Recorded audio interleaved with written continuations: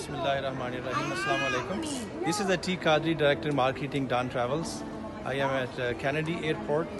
Today, the last 2018 Umrah group is traveling tonight on Saudi Arabian Airlines. And we have a very large group traveling tonight. And I have met a couple of people who were very lucky and chosen ones who are traveling tonight, and they are very happy. I have also seen that a lot of people are taking their families, their young kids, to perform Umrah, and of course they are the chosen one, the lucky ones. After this trip, the 2018 Umrah will officially close, and now we continue looking forward to making groups for January, February, March, spring break, and then Ramadan 2019. And after those Umrah and spring break trips, we shall be working diligently on 2019 Hajj, of course.